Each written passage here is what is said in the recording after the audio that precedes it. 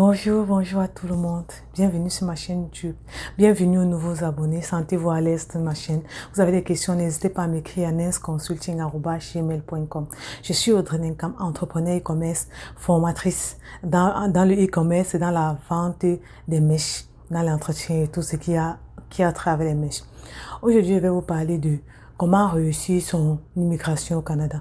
Beaucoup de personnes m'ont posé cette question et je reviens aujourd'hui pour partager en fait mon expérience, pour partager comment j'ai réussi mon immigration et comment je suis en train d'aller dans ce processus pour être vraiment bien installé dans ce pays. Parce que ce n'est pas en 1 an, 2 ans qu'on puisse bien être installé, c'est à partir même de 5 ans que vous pouvez dire que vous avez réussi votre immigration ici dans ce pays.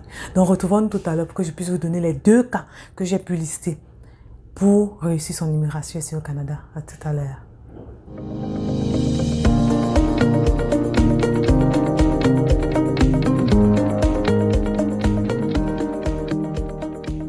La réussite de votre immigration au Canada dépend à 80% de qui vous accueille et de 20% de vos objectifs personnels avant de venir dans ce pays. Beaucoup ont ce rêve-là, ce rêve qui germe dans leur tête, qui veut venir pour changer leur situation, pour peut-être aider leur famille, pour peut-être aller à un autre niveau, ou bien peut-être réaliser leur projet qu'ils avaient dans leur tête, leur destinée. Vous avez tellement de conçus d'idées par rapport à l'immigration, mais par rapport au voyage ici. Oh, je vais venir en Mbeng. C'est en Mbeng qu'on va réussir, c'est en Mbeng que tout est possible, c'est en Mbeng que... Certes, ici, vous pouvez devenir qui vous voulez. Ça, c'est indéniable. Vous pouvez devenir qui vous voulez dans ce pays-ci. Mais tout dépend de comment vous réussissez votre immigration. Si vous venez, vous ne réussissez pas votre immigration comme il faut, vous n'allez pas devenir ce que vous voulez. Non, vous allez rester toujours au bas de l'échelle. Parce qu'ici, il y a le bas de l'échelle, il y a le haut de l'échelle. Donc, vous devez choisir dans quel camp vous devez vous cadrer. Ici, là, je vais vous parler de 2 cas possibles pour réussir son immigration. Le premier cas possible, c'est celui qui vient et qui est accueilli. Donc, pour immigrer au Canada, vous avez 80% de chances que celui qui vous accueille, votre réussite de votre immigration dépend de celui qui vous accueille à 80%. Et en plus, à 20%, ça dépend de vos objectifs que vous êtes fixés quand vous avez décidé d'immigrer ici au Canada. Donc, le premier cas, c'est celui qui vous accueille. C'est un nouveau pays. Il y avait des informations. Donc, la personne qui vous accueille est votre repère. La personne qui vous accueille, c'est celui-là qui vous donne tous les informations nécessaires pour réussir votre immigration. Si cette personne, c'est une personne qui qui voit qu'au bout de son nez, vous n'allez pas réussir votre immigration. Si cette personne est là depuis et qu'il est toujours au même niveau quand vous arrivez, donc vous vous trouvez au même niveau que lui quand vous êtes arrivé, vous n'allez pas réussir votre immigration. Je vous prends un exemple. Si vous arrivez au Canada et vous retrouvez une personne un papa de famille peut-être, ou bien un monsieur qui est toujours en entrepôt. Ça fait 5 ans, 10 ans, il est toujours dans le même travail qu'il fait depuis 10 ans. Il fait toujours le même travail. Il ne va pas vous amener quelque part. Les informations qu'ils vont vous donner sera référées à ce que lui fait. Ce ne sera pas référé à ce qu'il a fait, ou bien ce qui est aux alentours. Non, ce sera référé à ce que lui, il a fait. Lui, il est arrivé, il a cherché la facilité. Il a vu qu'en entrepôt et en faisant le travail de 20 $, 13 $, c'est ça qui est mieux pour lui, s'asseoir là et il n'évolue pas. Mais pourtant, vous, peut-être, vous avez un autre objectif dans votre tête. Donc, si vous venez vous rencontrer cette personne qui vous accueille et qui ne vous donne pas des moyens, qui ne vous dit pas que vous pouvez réussir avec plusieurs étapes, qui ne vous donne pas tous les étapes ici à Soubem, qui ne vous aide pas en fait avec tout ce qu'il y a, toutes les informations nécessaires pour vous amener vers un but. Parce que le but c'est quoi? Le but ce n'est pas d'ici 5 ans, quand vous arrivez d'ici 5 ans, 10 ans, d'être stable, de ne plus faire la même chose que vous étiez en train de faire quand vous êtes arrivé. Quand on arrive, on tombe sur un job, on tombe sur un boulot facile là, avec le SMIC, 13 $, 15 $, on le fait. Mais après un temps, il faut évoluer. On ne peut pas rester dans la même optique. Vous n'avez pas porté les cartons tous les jours, quand même. Vous n'avez pas travaillé en entrepôt toute votre vie, quand même. Donc, il faut évoluer. Il faut savoir pourquoi vous êtes venu ici, pourquoi vous avez immigré ici. Si vous venez ici juste pour avoir de l'argent, vous allez vous faire de l'argent en entrepôt, ça c'est sûr. Dans le travail ménager, dans le travail physique, vous allez vous faire de l'argent. Mais si vous avez des objectifs à atteindre, des objectifs précis, vous allez pouvoir vous reposer d'ici 5 ans ou 10 ans. Quand je dis reposer, c'est pas que vous n'allez plus travailler. Mais au moins, vous serez assis. Et le salaire qu'on va vous donner sera en concordance, mais sera selon votre mérite. Cela sera selon ce que vous avez mérité, donc selon vos diplômes. Mais si vous optez pour le travail facile et pour ce qui gagne, ce qui donne l'argent à l'instant, vous allez rester dans l'entrepôt, vous allez rester un porteur de carton, un garagiste, un déneigeur, il y a tellement de métiers ici. Il y a tellement de métiers que un cariste, ça dépend. Donc, c'est vous qui devez vous donner la direction. Donc, si vous tombez sur une personne qui vous accueille, qui est dans ça, vous allez échouer vous n'avez pas réussi votre migration. Parce qu'il va vous référer seulement ce qu'il connaît comme information, qui est quoi? Allez chercher un emploi dans les emplacements, donc dans les services d'emplacement qu'il y a ici, là. Vous partez dans un service d'emplacement, vous asseyez, vous demandez du travail. Et on va vous donner. Il y a les agences d'emplacement ici, nombreux. Ils vont vous donner, ils auront leur avantage là-dessus. Donc, si le salaire, normalement, c'est 17 $, ils vont prendre 5 $, ils vont vous donner 12 $. C'est comme ça que vous allez travailler à 12 $ pendant 10 ans, 5 ans. Et ce sera très petit parce qu'il y a beaucoup d'opportunités dans ce pays. Tellement d'opportunités. Vous êtes capable d'avoir ce que vous voulez ici. Si vous êtes déterminé, si vous avez tous les plans détaillés de là où vous voulez arriver. Il y a aussi beaucoup d'organismes ici qui aident les immigrants. Si vous n'allez pas vers ces organismes-là et que vous concentrez sur la personne qui vous accueille, vous n'allez pas réussir votre immigration. Voici le premier cas. Donc, ne vous contentez pas de l'information que celui qui vous accueille vous donne. Non, surtout s'il n'a pas réussi, surtout s'il est au même niveau, surtout s'il fait toujours ce genre de travail d'entrepôt. Ne vous contentez pas de cela. Mais allez plus loin.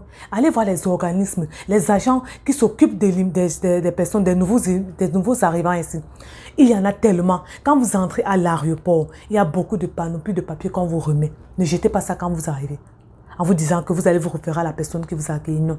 Prenez ces papiers-là, décortiquez ces documents qu'on vous a donnés. Là-dedans se trouve la réponse de votre immigration. Là-dedans se trouve la réponse de votre réussite en immigration. Ne regardez pas ce que les autres font parce qu'ils vont vous dire que voici l'argent, voici ce que je touche chaque semaine, voici ce que je touche chaque semaine. À la longue, votre corps va se fatiguer.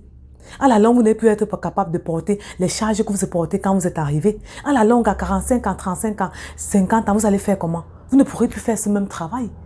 Non, du tout. Quand on travaille, on aimerait avoir une bonne retraite. On aimerait s'asseoir après peut-être 50 ou bien 45 ans, être stable. Mais si vous êtes toujours en train de courir vers les entrepôts, en train de courir pour être cariste, en train de courir peut-être pour être porteur, vous n'allez pas vous en sortir dans ce pays. Et c'est comme ça que vous allez rentrer. Je dis toujours, mieux vieillir dans son pays que de vieillir dans ce pays, sans vous mentir. Mieux vieillir dans son pays parce que vous aurez de l'aide. Vous aurez de l'aide conséquente là-bas, avec vos nièces, vos neveux, ces personnes qui sont au village là, qui sont toujours là pour aider. Mais ici, les vieillards, c'est vraiment très dur pour eux.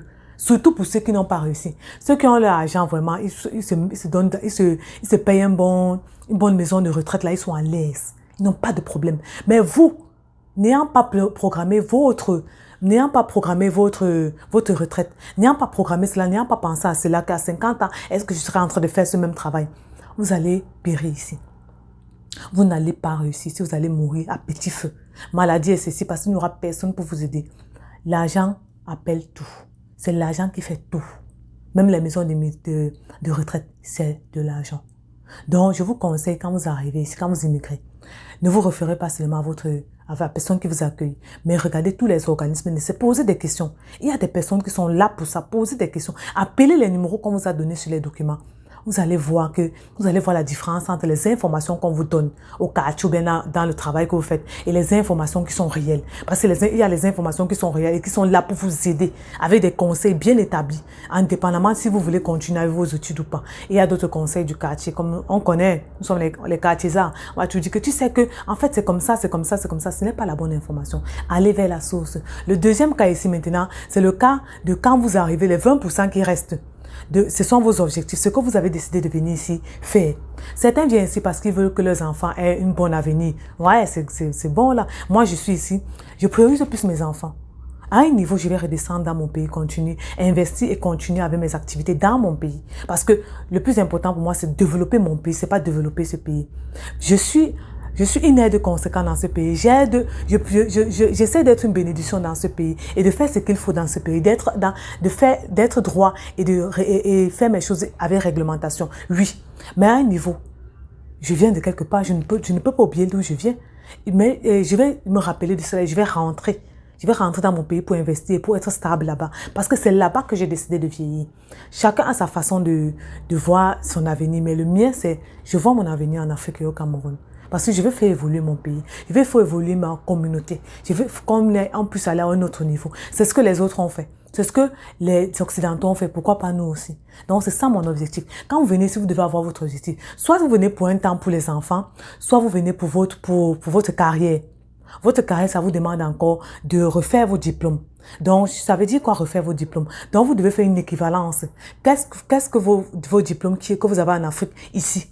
Ça donne quel diplôme ici? Quand vous avez déjà fait cela, vous pouvez trouver un travail là-dedans ou bien vous continuez vos études pour pouvoir avoir, ils appellent ici ça l'expérience québécoise. Vous devez avoir une expérience québécoise. Vous devez avoir fait des études ici pour avoir une expérience québécoise et pour avoir des diplômes québécois. Et pour cela, vous devez retourner aux études.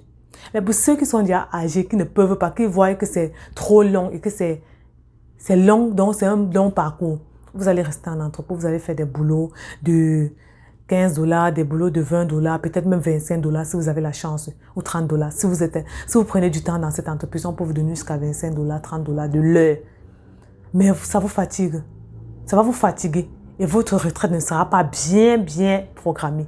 Parce que c'est ça le but, il faut bien programmer votre retraite.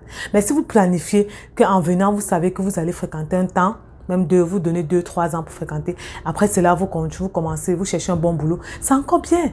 C'est encore bien. Donc, ayez vos objectifs. Ne venez pas semer ici parce que vous voulez l'argent. Vous voulez l'argent. Vous aurez l'argent. Mais après 10 ans, vous serez fatigué. Et votre corps ne va plus répondre comme ça répondait quand vous êtes arrivé. Concentrez-vous, établissez vos objectifs avant de venir pour immigrer. Avant de venir ici, établissez vos objectifs. Faites une liste. Une checklist. Donc, quand vous arrivez, vous sachez que je suis venue d'abord pour mes enfants, peut-être, parce que je veux qu'ils aient un bon avenir, qu'ils puissent fréquenter des grandes écoles, et ils puissent bien être intégrés ici, là, et bien réussir ce que je n'ai pas pu réussir dans mon pays. Peut-être, vous pouvez vous dire ça. De deux, peut-être, je vais faire une école, je vais avoir une expérience québécoise de 1 an, 2 ans. Après ça, je vais trouver un boulot, peut-être dans la comptabilité, peut-être dans les ressources humaines, peut-être indépendamment, vous pouvez être ici. Vous pouvez être ici et avoir le boulot que vous voulez. Vous pouvez être avocat ici. Vous pouvez être comptable, agréé ici. Vous pouvez être GRAS dans une société ici. Il y a beaucoup d'Africains qui sont des enseignants. On m'enseigne. J'ai un professeur qui est enseignant, il est africain. Il y a plusieurs professeurs africains qui enseignent à l'université, s'il vous plaît. Il y a plusieurs qui sont des avocats. Il y a plusieurs qui sont des comptables agréés qui travaillent dans des grandes sociétés reconnues mondialement. Donc, vous pouvez arriver à votre projet. Vous pouvez venir ici avec une bonne vision et réussir votre immigration ici. Ne vous contentez pas de ce qu'on a dit. Mais regardez ce qui est dans la norme et demandez aux autorités qui sont là en place, aux organismes qui sont là en place pour vous aider. Prenez la peine pour vous former. Prenez la peine pour apprendre. Ne cherchez pas seulement le gain. C'est le gain qui va vous rattraper. Après 15, 5 ans, 10 ans, vous n'allez plus pouvoir faire les mêmes choses. Donc, c'était pour moi ici une partie, parce que ce n'est pas tout. C'est juste une partie de comment réussir son immigration au Canada. La prochaine vidéo parlera d'une autre partie. Je vais vous parler des fakes de ce pays, ce qu'on ne vous a pas dit quand vous immigrez sur le Canada. Que Dieu vous bénisse et que Dieu vous garde. Bisous. Surtout, n'oubliez pas, abonnez-vous et cliquez sur la cloche des notifications pour ne pas manquer de mes vidéos. Bye!